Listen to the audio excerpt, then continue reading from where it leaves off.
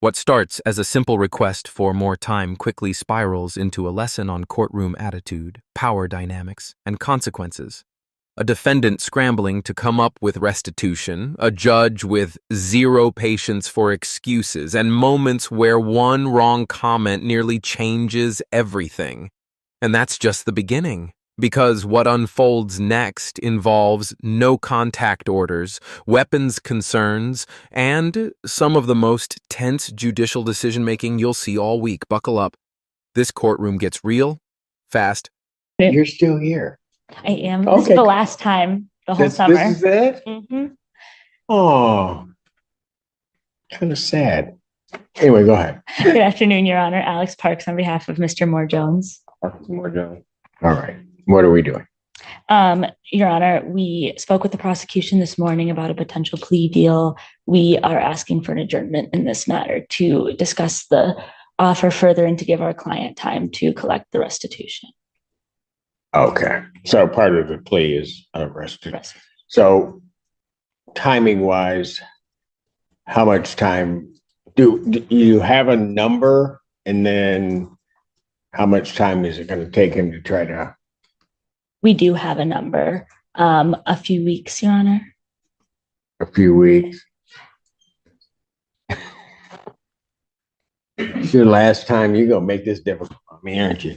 How much, young man, you've seen the number that they have? Yeah, Okay. How much time is it going to take you to try to come up with that? maybe 2 weeks, maybe. About 2 weeks you're going to be able to? Okay, I don't know what the number is, but that's fine. All right, let me do this. It's not that bad, but it's 700. It's 700? It's going to take you 2 weeks to come up with that? I mean, I work, but I got priorities. I mean, I know this part of my priorities. But No, okay, no. Stop talking, because you're going to get yourself in trouble. No, you saved that one. No, I I got got I'm not doing one payment. I don't want to do that. That's all. You what now? Big payment. I don't want to do that. I Do- can't do that. Can't do what?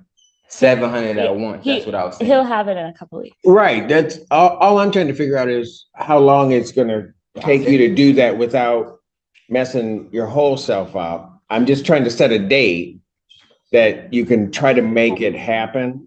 Yeah. And you're saying a couple weeks that you think you can do that. I work Okay. every day. Yeah, I said. Well, I know, but I'm just saying, you also got bills. Yeah, I mean, we're just trying to give you enough time so you can do it When you without. asked me, I said 2 weeks though. So let's do September 5th is great, Your Honor. Mhm. You know what? I'll just make it next week, and then you don't have it, right? Your Honor. I mean, I'm just trying to give you time, young man. It is what it is. Oh, no, he ain't gonna say it is what it is to me. He can sit down and you can check him and then have him brought back up. Thank you, Your Honor. And you keep shaking your head, and then I'll show you what I'll do. I refuse to be nice or understanding anymore today. No, ma'am, that includes your case too. All right? Work on. Everybody's like, really? Nicole Nelson. Your Honor, Alex Parks on behalf of Mr. Moore Jones. Marcus Moore. We're requesting a 1-month adjournment in this matter. How much? 1 month. That'd be enough time for you to get it all together and get. Young man, do you understand what I was trying to do? I was trying to make it easier on you. I apologize. It was a misunderstanding. Right. And I just say this. The problem is that you come in, I'm just trying to make it easy on you so you're not stretching it. All right. And your attitude almost got you into a whole lot of trouble that wouldn't have even been worth it. Understand me? So just listen to folks. Holocaust Conference, September 5th, 2024. 9 a.m. or as your invite indicates, bond will continue. Is he paying? You don't need an order for him to be able to pay that to the court, do you? Or how were you guys going to do that?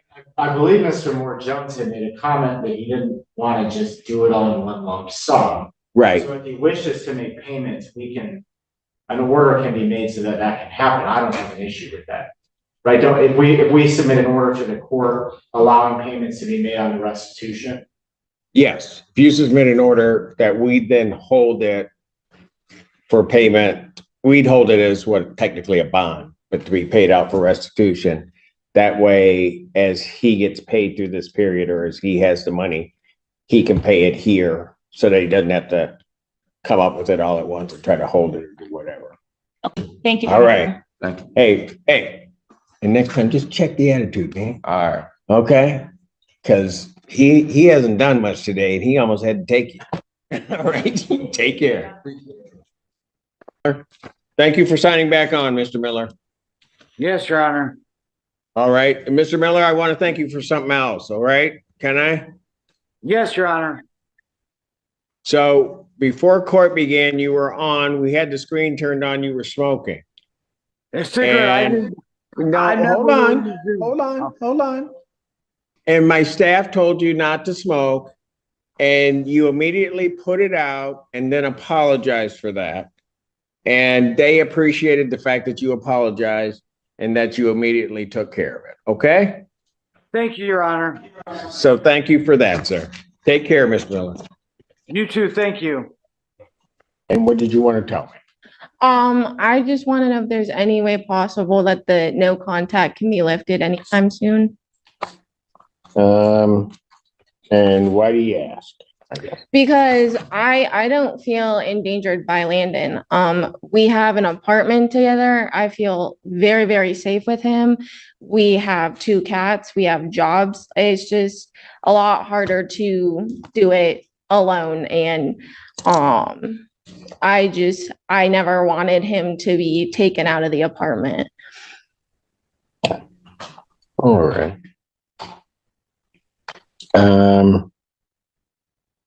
You don't work at the same place, do you? No, we don't. Okay. All right. Anything else you want to tell me? No. Okay. Thank you. Yeah.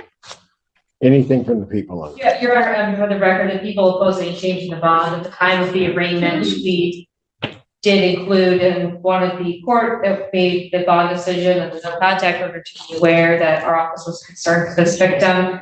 Her job had seen numerous bruises on her body, and that the defendant had threatened the victim with weapons in the past. The knife pulled out during this incident, but the victim did relate to police that the defendant did not threaten her with it this time. Fortunately, people do believe there is a history of unreported domestic violence in this situation. All right. And just so that I'm clear, there was a knife that was pulled out? But not used to threaten them. But in the past, there have been threats of weapons. Okay. Anything from the defense? You can come back up. Nothing too much further, Your Honor. I was unaware that the claim witness in this matter would be speaking today. Of course, we would have no objection to a bond modification allowing Mr. Carr to return to the apartment.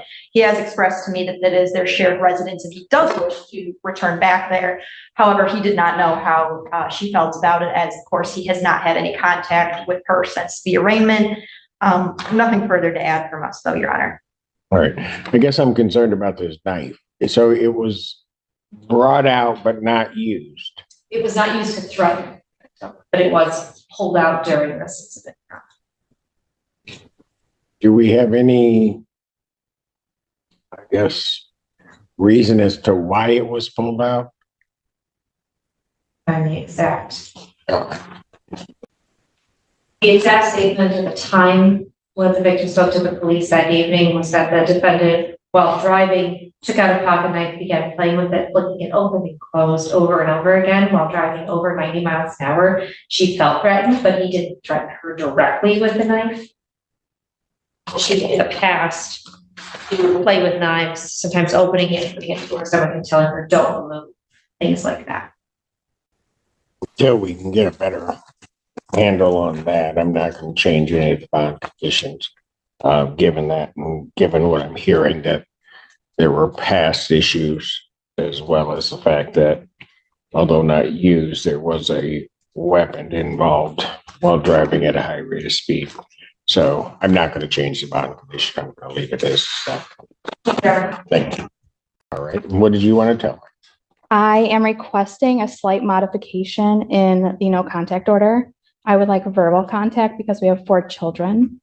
And I don't want any middlemen kind of trailing our children between him and I, which would be his parents. And there's always been like confusion and miscommunication in the past. So I would just like for it to be straightforward. Hi, would you like to see the kids? I'll bring them on over. I have a vehicle. He has a motorcycle. So it would just work best that way. I see. Yeah. And how old are the children? They are 5, 4, 2, and 4 months. Sorry. Wow. Yeah. And they all love him very, very much. So I'm trying to get them to see him kind of as soon as possible. Okay. Yeah. Anything else you're going to tell me? No. All right. That's Fantastic. That's Any it. response from the people? Oh, okay. Your Honor, at this time, we are not in favor of modifying the no contact order to be complete unlimited contact as far as a slight modification using perhaps Our Family Wizard or some other program. If that's available, I'm not sure if it would be, because I do not think that there is a circuit court case for custody happening. Don't think that that's going on right now. I think there's no formal arrangement. Concerns here is that here we not only have the domestic violence, we also have the legal entry. So there's a little bit more going on in this case. And at time of the police contact, the victim did tell police that defendant has been abusive to her for the entire duration of their 6-year relationship. And that he thinks he can come over whenever he wants because the kids are there. That's a concern of the people. Also say for the record, the defendant does have a juvenile adjudication for UDA and DV in 2013. Had a 2018 conviction for possession of controlled substance that he got cited for, and is a CPL holder. Or maybe not. Maybe not at this point. Was a CPL holder, I should say. Yes. Go ahead. Thank you, Your Honor. Likewise, I was not aware that this request was going to be made today. However, I would ask the court grant the request for the bond modification so that Mr. Cook can have contact with her in this matter in order verbal contact for purposes of childcare. I do understand that Mr. Cook does have 4 children in common with her. We would ask the court allow for that communication to happen. Otherwise, I have nothing further, Your Honor. All right. Ms. Bell, how do you envision this contact happening? I guess if you want to come back up, if you would. Sorry.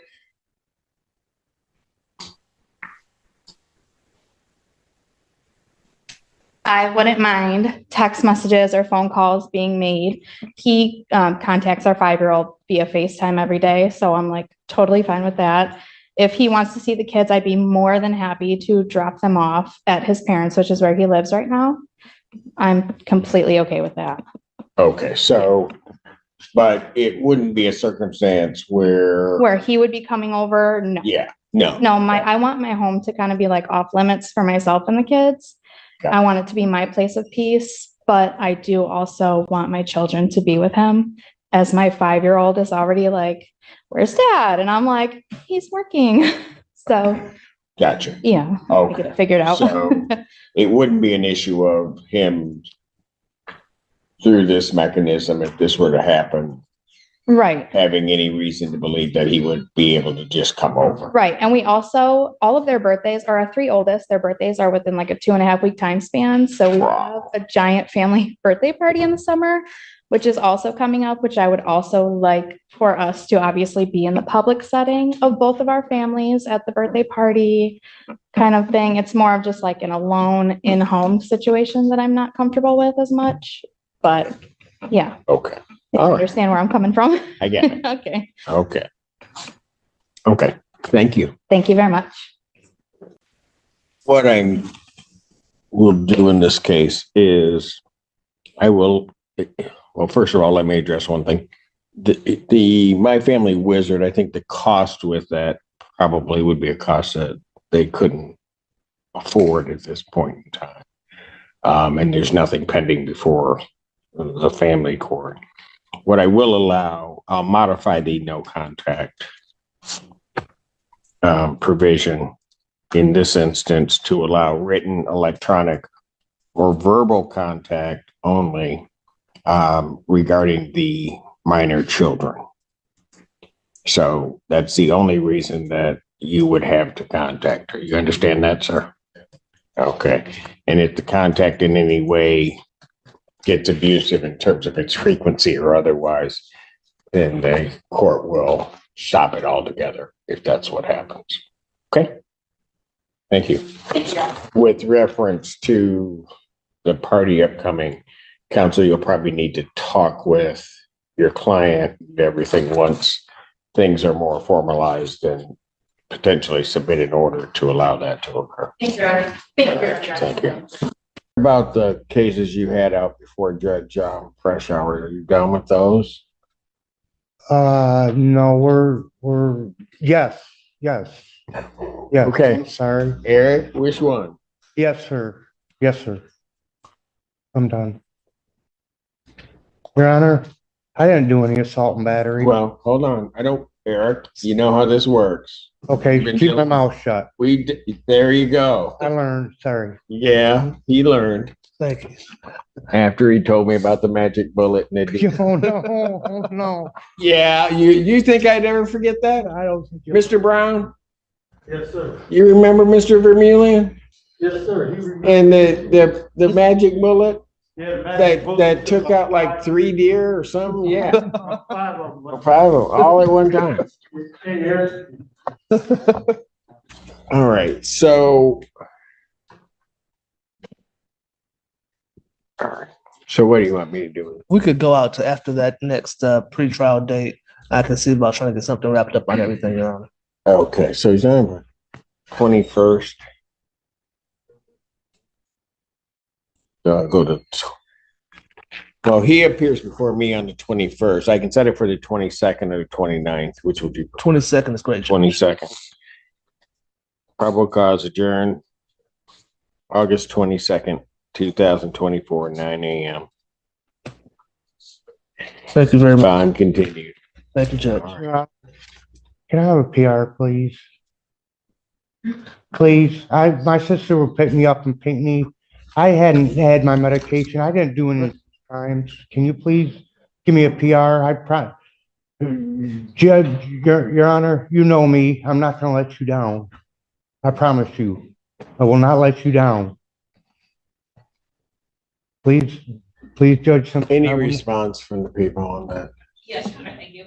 He will be held in your other file until the 21st anyway. There's a 5,000 cash surety bond on that case, and it's an assault battery file. These assaultive crimes were committed 2 days back to back. He assaulted 3 civilians, and then on August 3rd, he assaulted a police officer. So the other case that's coming before me involves 3 civilians. Right. I didn't insult. Eric.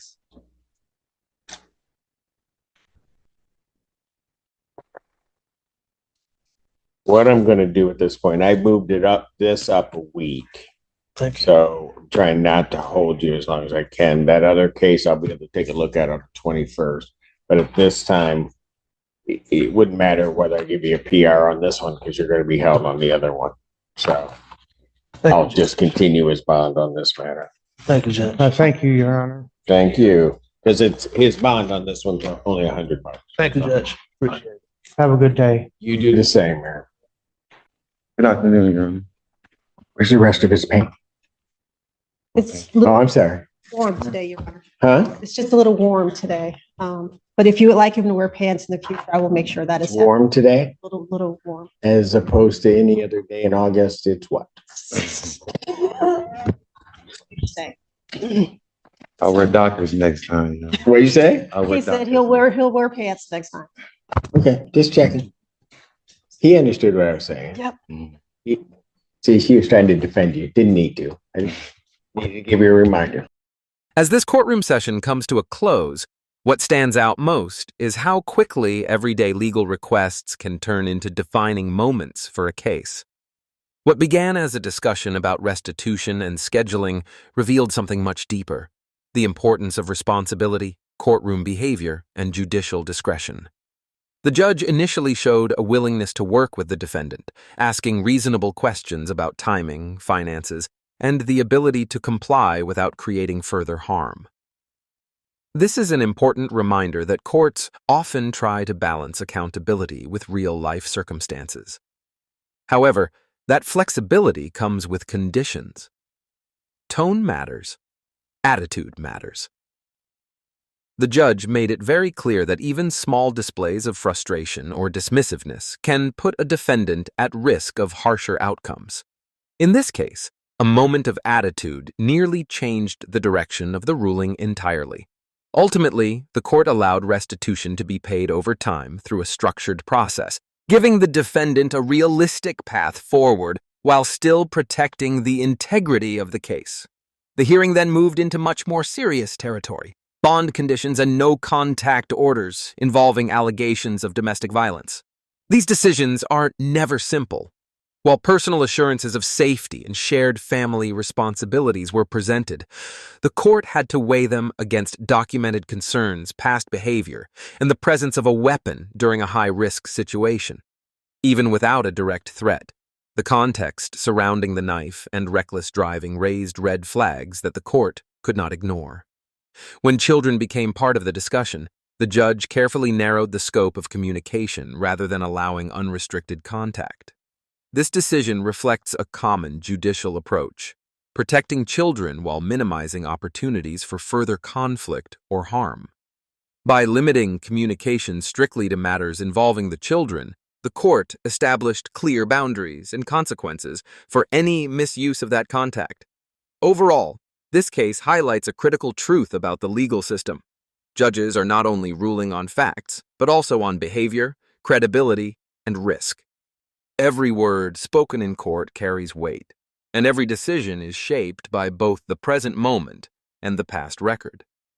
In the end, the rulings here emphasized structure, safety, and accountability above all else, sending a clear message that cooperation and respect are essential when asking the court for leniency.